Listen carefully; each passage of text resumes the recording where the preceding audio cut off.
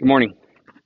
So I wanted to give you a little bit of a visual of kind of what I've been working on here, just so it's not like I'm not mad at him or beating him up for being different than what I would typically like to see.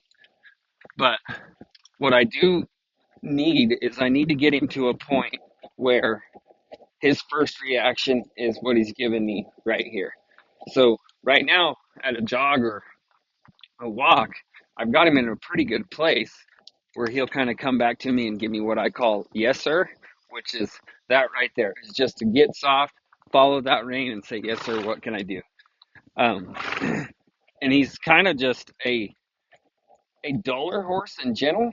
And I don't know if that's nature or nurture, but his first response is just to kind of be there.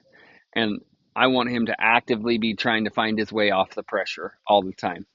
And the reason for that, I mean, you can have a stiff horse that does some really cool stuff. Well, I mean, we've all seen them. I mean, look at the Charo horses. They can have their head on completely upside down and slide 40 feet, but it's really only good for that one job. So if I want a useful horse, I need something that's going to stay soft in all scenarios. And like when we start roping on him, it's inevitable he's going to get nervous about being in the box or having to go fast or having to try hard.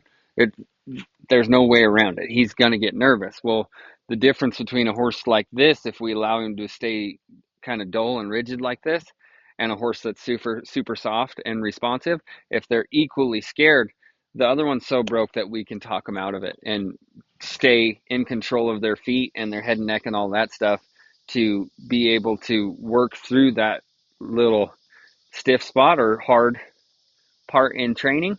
And whereas he if we kept him the way he was, he would be hard to deal with that scenario. So just keeping that in mind, I'm spending a majority of my time making sure that he understands how to give the pressure. Because once I have that, I can add every maneuver that I want. I I can't get a good stop or a good turnaround with him being rigid or non-responsive. So if I just go to kicking and pulling on him too hard, he's just going to get pissed and more rigid. So I'm just trying to make sure that he truly understands that when I pick up this rein here, we need to follow it, head and neck first, follow it with your feet.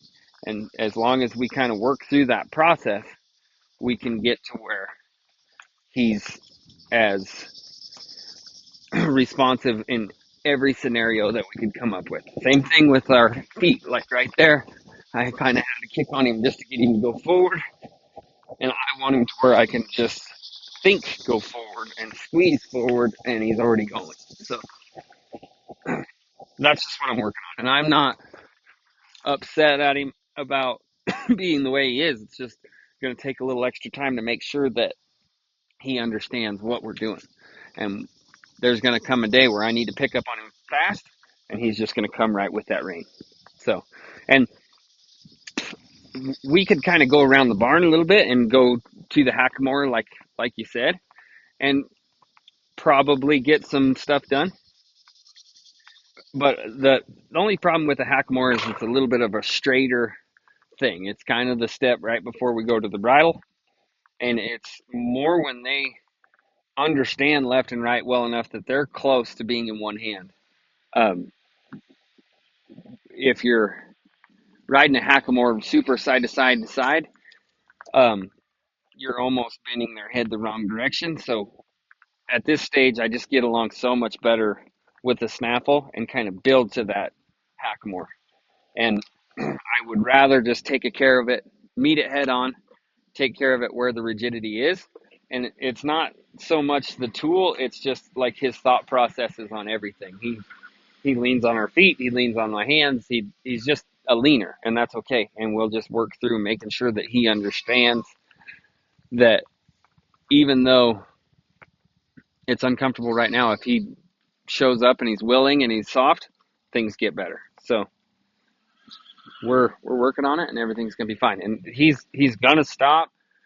The only thing that's yet to be seen on him is, how much cow sense he has, how much run he's got, how much he wants to show up and work every day. So I'm not writing him off, and I don't want you to think by my text that he's a bad horse or anything like that. I don't think that at all. It's just it's a different set of problems that we have to work on than normal. And shoot, this horse is kind of the same way. So it's not like I'm against working on this stuff. It's part of the job. So, anyways, if you have any questions, let me know, and we'll talk soon.